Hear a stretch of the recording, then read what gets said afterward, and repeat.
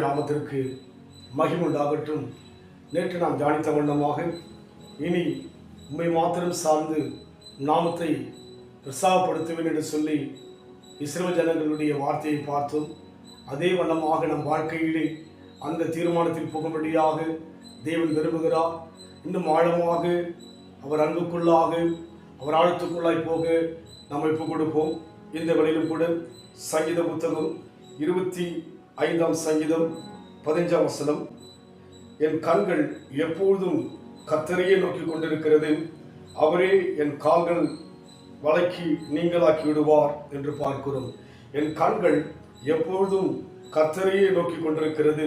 நம் வாழ்க்கையிலே நமக்கு வருகிற பிரச்சனைகள், நமக்கு வருகிற போராட்டங்கள், நமக்கு வருகின்ற வேதனையிலே நாம் அநேக நேரங்கள் மனிதர்களை நோக்கி பார்க்கிறோம், மனிதர்களை சார்ந்திருக்கிறோம்.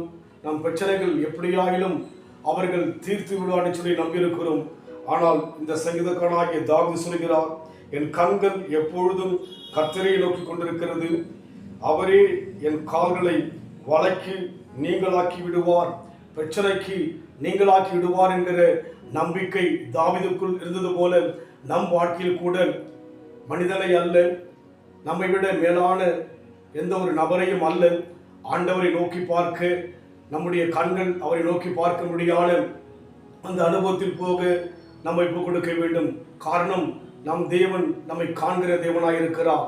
நாம் காணக்கூடாதவராக தேவன் இருந்தாலும், நாம் கண்டிராதவராக தேவன் இருந்தாலும், வேதம் சொல்கிறது அவர் நம்மை காண்கிறார். நம் பிரச்சனை எல்லாம் அறிந்திருக்கிறபடினாலே நாம் அவரை நம்முடைய மாம்ச கண்களிலே பார்க்க முடியாவிட்டாலும் கூட நம்முடைய உள்ளான மனக்கண்கள் மூலமாக அவரை அறிந்து புரிந்து அவர் சமூகத்தில் நம்முடைய காரியங்களை ஒப்புக் கொடுக்கின்ற போது நம் வாழ்க்கையில் வருகிற பிரச்சனைகளுக்கெல்லாம் கர்த்தர் விலக்கி நம்மை பாதுகாக்க வல்லவராயிருக்கிறார். அந்த அனுபவம் நம் வாழ்க்கையிலே அற்புதங்களையும் அதிசயங்களையும் மேன்மையான காரியங்களையும் பெற்றுக்கொள்ள முடியும். அந்த அனுபவத்தில் தான் தாவீது வாழ்க்கை இருந்தது. நாமும் கூட அந்த பாதையில் செல்ல அவரை நோக்கி பார்க்கின்ற கண்களாக நம் கண்கள் இருக்கு, அவரை நோக்கி பார்க்கிற மனமாக நம் மனம் இருக்கு. நம் வாழ்க்கையை ஒப்புக் கொடுப்போம். தேவன் இன்றைக்கும் ஜீவனுள்ளவராக இருக்கிறார். எப்பேற்பட்ட பிரச்சனைந்தாலும் கூட அதிலிருந்து தேவன் விடுவிக்க இன்றைக்கும் வல்லமுள்ளவராக இருக்கிறார்.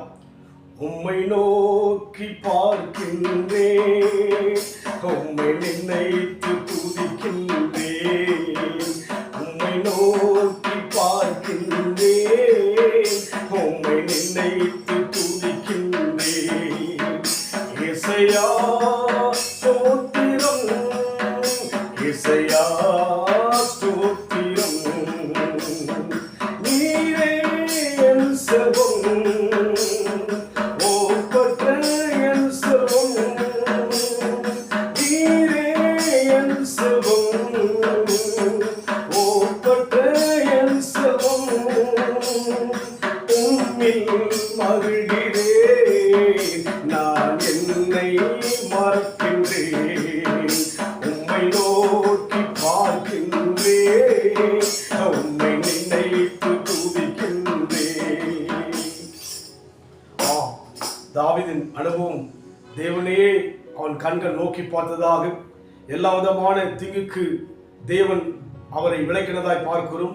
அன்பின் ஆண்டவரே, அதுபோல் நாங்கள் மனிதர்களை நோக்கி பார்க்காதபடிக்கு எங்களை உண்டாக்கின, எங்களை உருவாக்கின எங்களோடு இருக்கிற இயேசுவே, உங்களை நோக்கி பார்க்க முடியாத அந்த அனுக்கிரகத்தை, அந்த கிருபையை எங்களுக்கு தருவீராக பொறுப்படுத்திக் கொள்ளுங்க.